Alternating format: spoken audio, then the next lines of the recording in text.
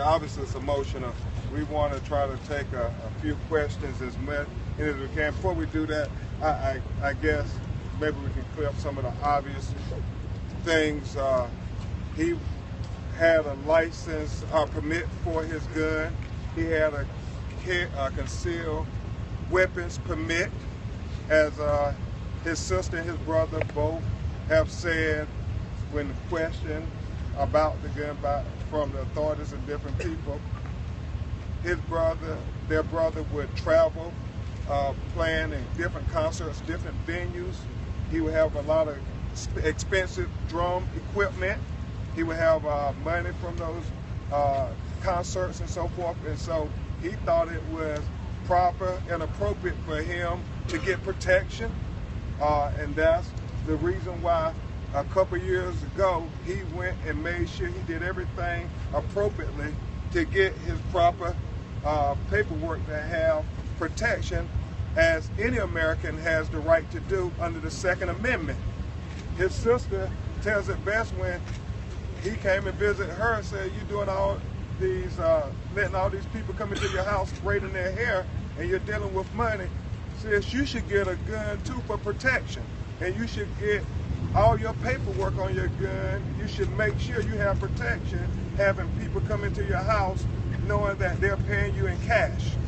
And so it was very clear to us that when the police officers put out about a gun, that everybody had these questions about whether he was properly authorized, was he licensed, did he have a concealed carry weapon. So we want to answer those questions completely. But the one thing that remains unanswered is why this plainclothes cop in an unmarked van would have this encounter with Corey, who was waiting on the tow truck, and he ended up dead with 3 bullets in his body. It makes no sense. But probably most importantly though, we know that this officer was in plain clothes. We know that he had no badge to display to Corey. Corey had no way of knowing who he was. And especially with, as we understand, going on here in South Florida, where people impersonating cops, 3 a.m. in the morning, unmarked white van with tinted windows roll up on you, a person wearing jeans, a t-shirt, and a baseball cap come up and don't give you a badge, don't do anything. How do you react to that? What is the policy so the people in South Florida would understand that if you ever approached by uniformed cop, how do we really know he's a cop?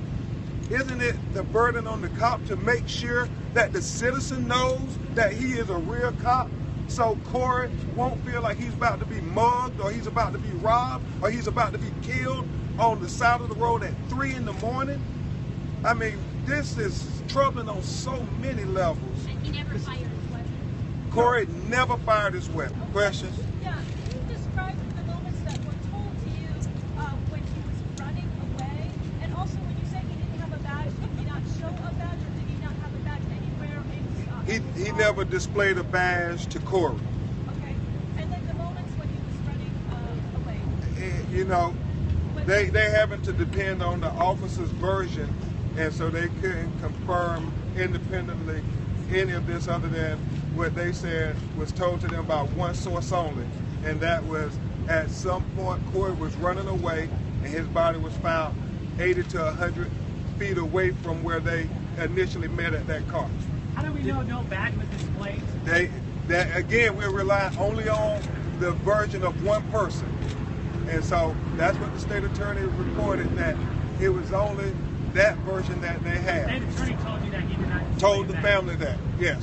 So we believe Corey went to his grave not knowing whether this was a real cop or not, if we don't know anything what Corey would have known other than what the person who shot him tells us.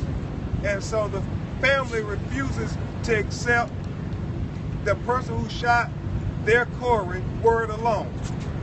What do you want to see happen to this officer? Well, we want the truth to come out. They want answers. They want justice. And if he did